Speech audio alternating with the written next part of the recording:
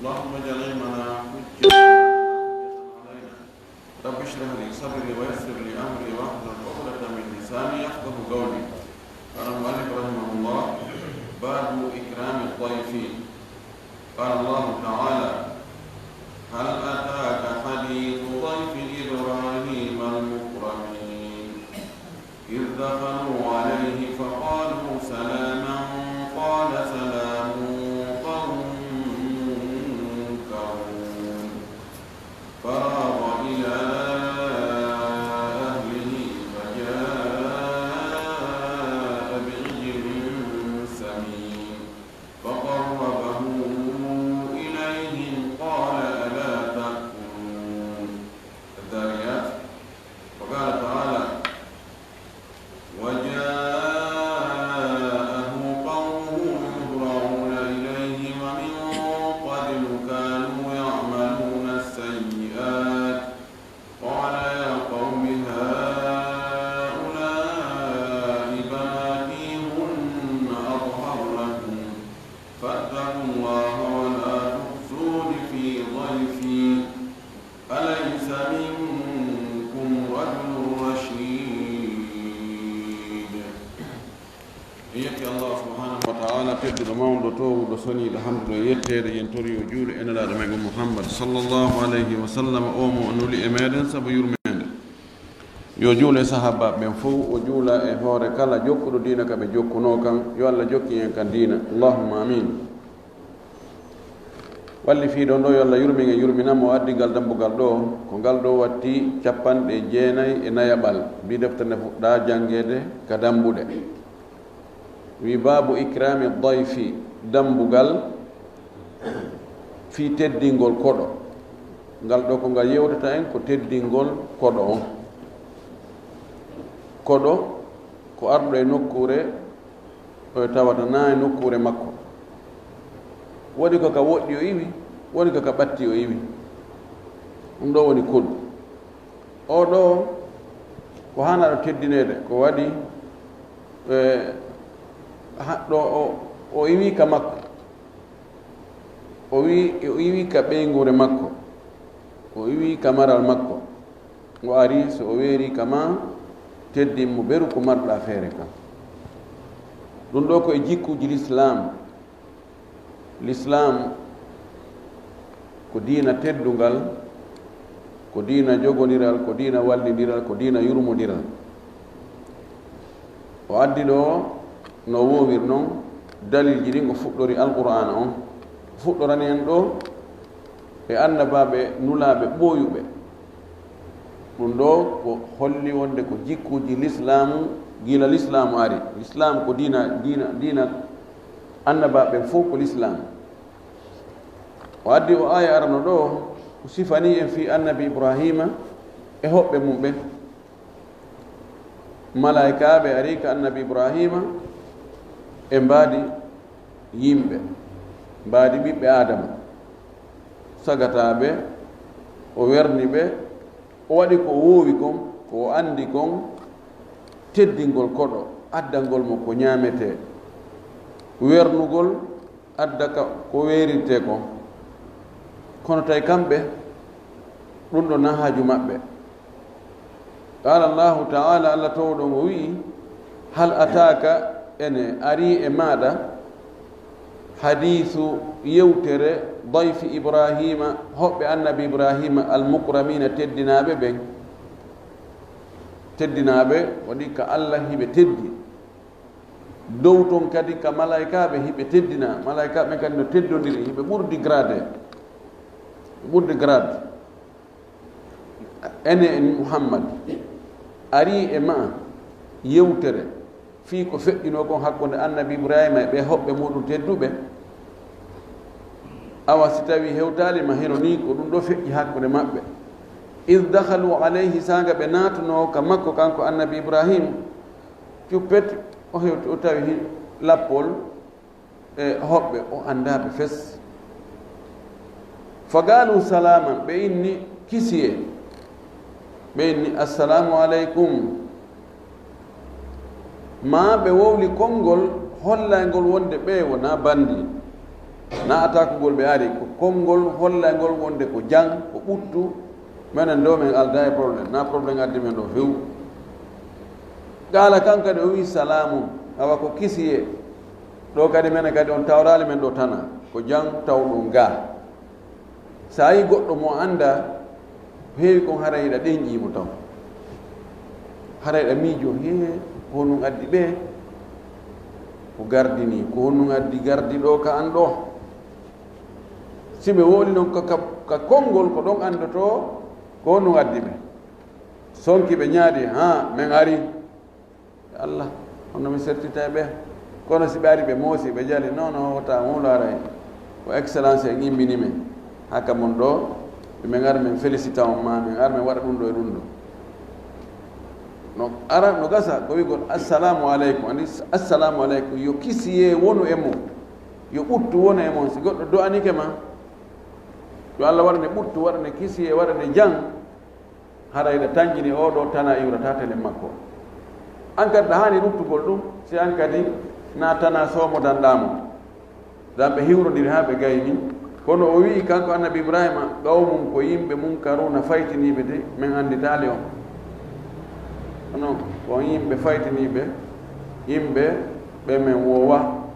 al insanu l munkar yani wona waɗuɓe ko añini waɗuɓe ko kaani sella ankara aleyhi o wiimo ko unɗa e wadde ɗo ko min ɗum ɗo hawra naalan ankarahu ko faytugol mo an mi anditanima de ko onon homɓe accanomi hakke noon o wi ha ko yimɓe faytiniɓe min anditali on ɗo gasi en wola alqur'ana wolali ko honɗum ɓe jaabino ko minen woni kaariɓe ko minen woni ɗum ɗo kono ko feeni kon ɓe innano ko ɓe malaikaɓe ko ɗum waɗi faraga ila ahlihi o yiltitiki tan ka ɓeygure makko raga ila turnugo yahita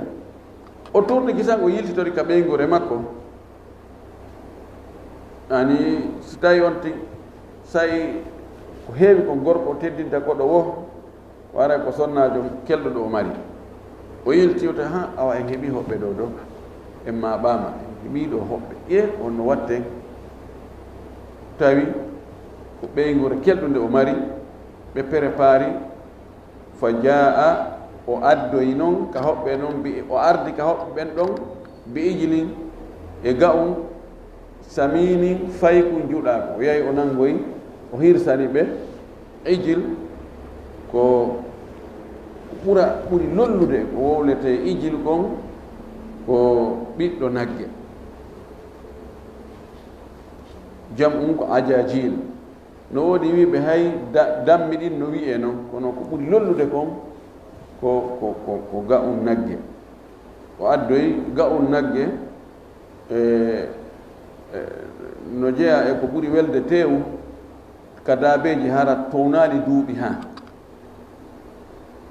samin ko fayi ɗum nokko o wi hanir juɗa ɗum juɗi ɗum han moƴƴi o addani ɓe fa garraba o ilayhim o ɓattinani ɓe kadi kanko tigi servi ɓe o addi o joɗɗini takko maɓɓe awa o hujji o yahi o ɗaɓɓoy ko hilno toon joni ara o ndugasa koɗo si tawi ta kan joni no ɓuttini o hersa ñamugol ɓoyi ñama sertuge nawa yoni tongina junngo hay si tawi yonani potti tun o ara o tawi no o joɗɗinirno noon junngo naɓaka e mum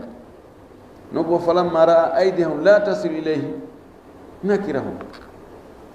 o joɗɗinimo leppito ndaari o tawi juuɗe maɓɓe ɗen fontaki yahani konko adda ɗon he ɓe ko honɗuɓe ni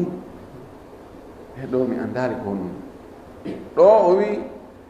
qala o wi ala takuluna on ñamata on nafatako ɓe wi menen komin nulaɓe ɓeɗen immina ɗo mission na ha e ma ko ha e yimɓe luutuɓe yimɓe bomɓe ɓe ɗum ɗo shahidu on ɗo ka aya ko honɗum o addiri o aya ɗo e ngal dambugal ɗo ko tawde annabi ibrahima o teddini hoɓɓe makko ɓen addanoygol ɓe teewu juɗaaɗo holli wonde koɗo ko teddinte ɗum fodde ko marɗa kon ɗum ɗo ko golle annabi ibrahima ɗen hakkude makko e hoɓɓe makko ɓen e aya goɗɗo goo o sifani en kadi joni noon ɓaawo ɓen ɗon ɓe feƴƴi ɗon ɓen tigi ɓe yiwi ɗon joni noon ɓe yehi ka annabi lut ko ɗon woni tigi tigi tigi kamɓe nela kon ɗa ɓe rew andingol mo par ce que lut ko ɓiɗɗo bandirawo annabi ibrahima ko e zaman goto ɓe wuuri ɓe woɗɗodirano kadi ha ta ko allah yiɗi annabi ibrahima kon ɓay wattahada llahu ibrahima khalilan o ƴettimo jaatigi o ƴettimo weldi taw nan tun probléme yani to e ɓiɓɓen ɓi fof ɓe halkama taw yi taw si est ce que luuɗo tawaka e ɓen est ce que ɓiɗɗo baɗirawa on tawaka e ɓen allah re yamiri malaika ɓen tawa ɓe rewɗon ɓe yeetomo wonde a waɗa luuto e gonɗinɓe ɗum ɓen tawaka e halkete ɓen few a waray ko informe gol mo wonde min halkoyay ɓe to on noon julɓe gonɗinɓe ɓen wondi e luuto ɓen ɗon kam memataɓe few inna lam najjuhum ajmaina illa mra'atahu kanat min alghabirina joni noon ɓe feƴƴi ɗon ɓe hewtoyi ka luuto mo gara taala allah to ɗon wi'i wa ja'ahu qawmuhu ɓaawo ɓe hewti ka annabi luuto soni maapini jaka ko ha hande noon fi kala yimɓe makko ɓen ɓe jaɓanaali ɓurɓe ɗurde ɓen ɓay ko jiwoye makko koye tun sikki jiwoye ɗiɗoy jiwo makko ɗiɗo woni ko gomɗinno hay ɓeygu makko jaɓaali ko waaji ko ha o ronki kon fof ko ɗum waɗi si a waaji ke jaɓaka wota seyti ha wonama fuɗɗo luuto yang yaronki ko jiwo makko ɓen ɗo tun jaɓanimo gomɗinimo tawatemo kadi luttuɓen fof ɓe wi men sali tawi hiɓe irodi e ɓeygu makko wonɗo ko galle on ko on ɗon andinta ɓe piiji goɗɗi goo to tewtode kikalare men he min ko mi wondi e o fus wolta ko fof ko fenani sa heeɓi gaño wonɗo ka nder suudu kara han gundoji maɗi ɗi ronkata feeñude ƴellaji hay o wowlay ko ala te kadi no jaɓini haqqille no jaɓi wonde ɓayde ko ɓeygu makko kamɓe woni ka nder suudu toon kanko du o jaɓaani kanko du o wi ɗum ɓaawa noon ɓe ari o suñi ko ɗum o wi si abin wa daqa bihi dara o ɓitti moƴƴo wa hada yawmun asib o wi hannde ñalowma sattuɗo hannde kadi ko ñalaande goo ɓaawo ɓe ari yimɓe makko ɓen kala si tawi annabi nu ari heɓi yimɓe tedduɓe ɓe ari tun ɓe cifoɓe fi sagataɓe ɓe naɓa ɓe waɗa ɓe yimɓe golle yimɓe luutu ɓen ko annda kon ɓe sendita ɓe gorko yahana gorko fi huntugol haaju e mum ɗum ɗo kamɓe kadi on mbidiya ɗon ko kamɓe sincimo on bakkato ɗon ɗum ɗo ko kamɓe créé hari ɗum hari bano adama nda ɗum wonde gorko no yahana gorko fi huntugol haaju mum ɗum hari ala non alqurana yi o wi on addi bone hay gooto attaki on oɗo kono tigi sinci mum ɓaawo ɓe nani nde wonde awa sagataɓe labaɓe no ari ka luuto awa hande kadi welay wa ja'ahu qawmuhu yimɓe annabi luuto ɓen ari ka makko yuhrauna ilayhi iɓe hawji noon bigi bigi min nani sukaɓe no ari ɗo wa min qablu ko adi ɗum ɗo kanuɓe wonno yamaluna sayi'at hiɓe golle no boneji na nde ñande ɓe fuɗɗi kaka ɗan wowi rewde ɗon si ɗan ari ko ɗon ɗan rewde qala o wi ɓaawo ɓe ari ɓe fi hettugol ɓen sukaɓe qala o wi ya qawmi ko ono yo yimɓe am ya qawmi classini ko ya qawmi ya on itta kasra on acca ɗon fi hollugol ko yamonta ɗon fi foyguintennugol haala kam o wi ko onon yo yimɓe an haulai banati ɓeɗo ɓiɓɓe an jiwɓe hunna athar lakum ɓeɗo ɓuri laaɓande on on jombugol ɓeeɗo joni so tawi ko hum ton faaleji mum faala ɗon hina jogii jiwɓe ɗum mi okkay on ɓe mi okkay on ɓe rese ɓeeɗo ko ɗum ɓuri o moƴƴande fattaqullah hule allah wala tuhzuni fi dayfi wota on hersinan eɓe hoɓɓe am ta on hersinan ka hoɓɓe am ɓe annda ɗum ɗi boneji mon ɓe annda ɗum ko hoɓɓe anni personnel ta on hersinan alaysa minkum rajulun rachid ene ala e moɗon gorko feewuɗo waajotoɗo on haɗo o on darotoɗo hara on waɗali ɗum ɗo tawi ala few shahid on ɗo kadi kon noon o addiri o aya ɗo on ndaare Lut no haɓɓiti hoɓɓe mum ɓen ɓe wattaki ko boni no jaa e teddingol koɗo defandugol mo hara ko o faalaka kon hewtalima hay o yiyali hay hakke ko o faalaɓe teddinde o faalaɓe hiwde himo wakkili sottitirgol ɓe ɓiɓɓe makko rewɓe ɓen desal andi oɗo kadi ko tedduɗo oɗo kadi ko teddinowo koɗo ayeje ɗen ko ɗeɗo ɗiɗo addi ɗum ɗo ɓeeɗo yoni ko ñembe annabi Ibrahim annabi Lut fi teddingol koɗo ɗum ɗo yoni ko ñentine kono aren kanelaɗo men o Muhammad sallllahu alayhi wa sallam ndane kankadi ko honnugo maaki fi teddingol koɗo o addi hadisaji ɗin ɗo oɗo hadis Abu Hurayra ko kanko watti 700 bi defterne fuɗɗa jangede anna nabiya sallllahu alayhi wa sallam qal wonde ɗulaɗo Allah on maaki man kana yuminu billahi wal yawmi l akhir falyukrim dayfahu kala wo laatiɗo no gomɗini allahu on wonde Allah no woodi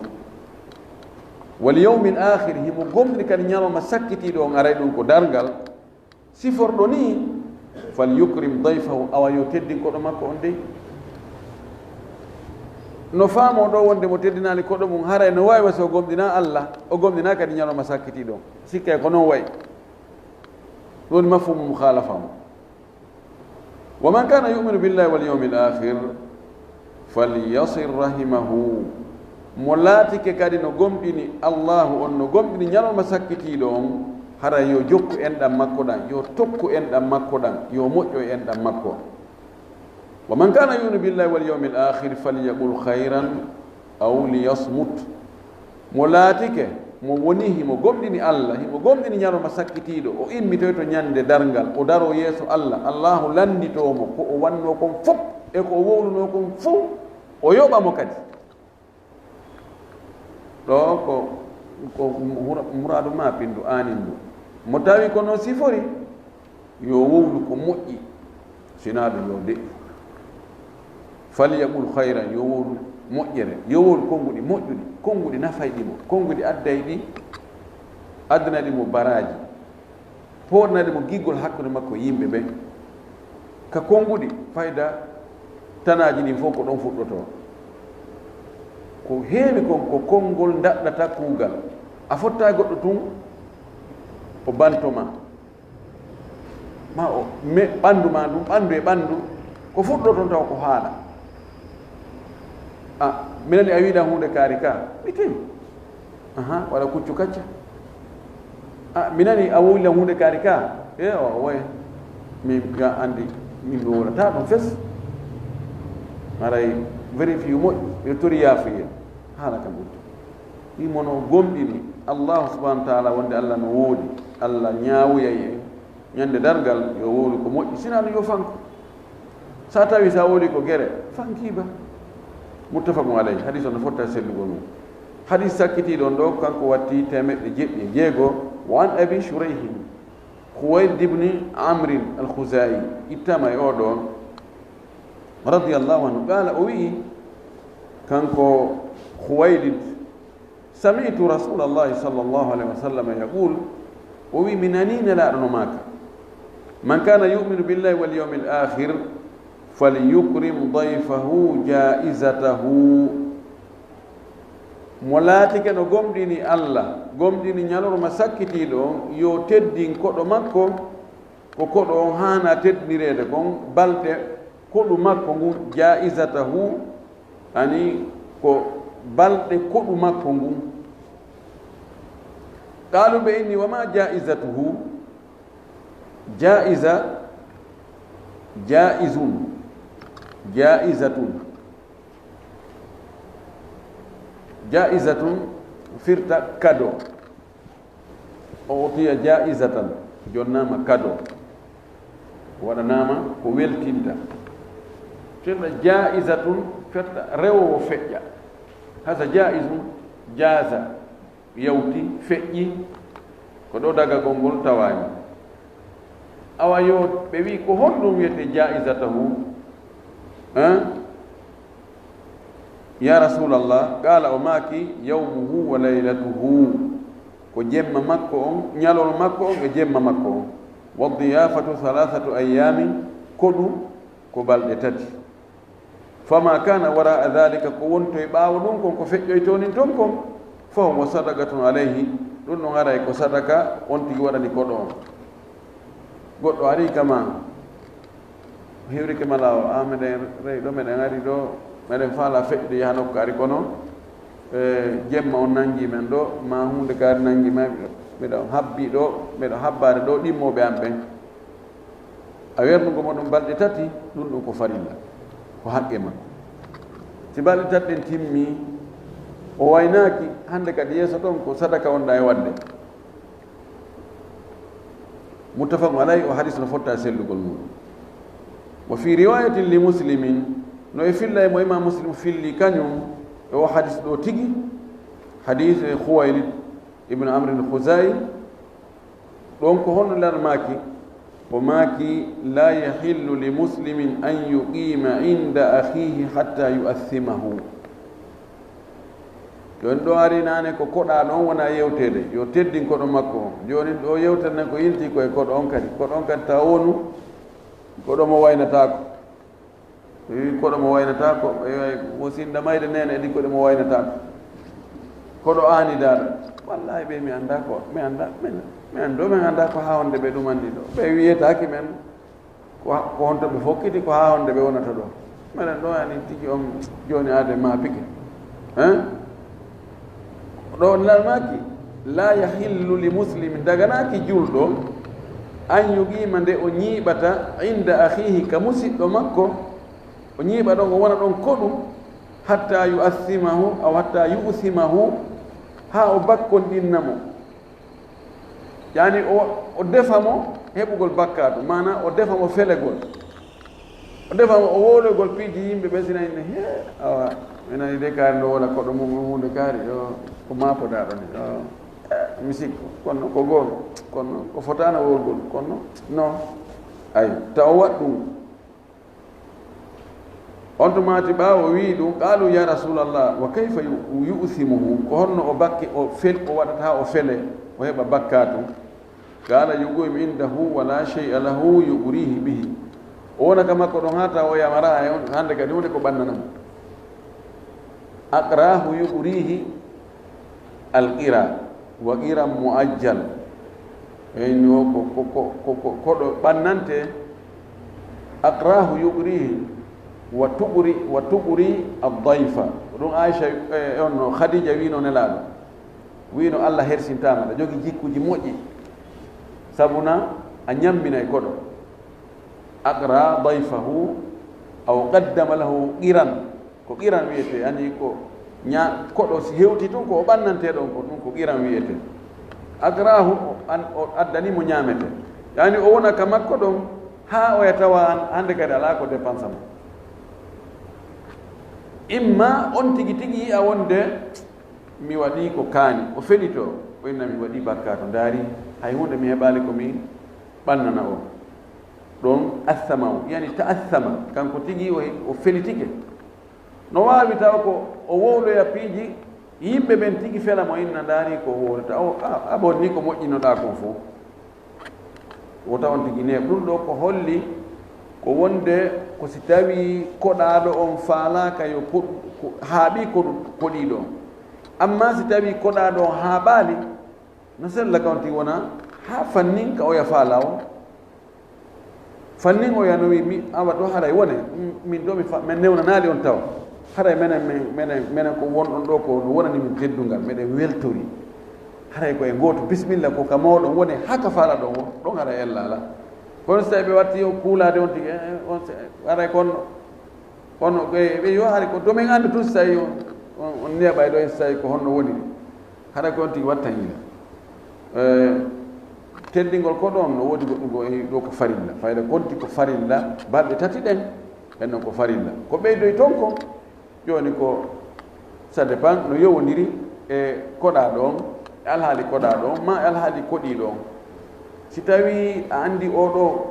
ani ko woni ɗo ko obligatoire mo haɓɓi goɗɗum o wawata yaade ɓaawa ɗum ɗon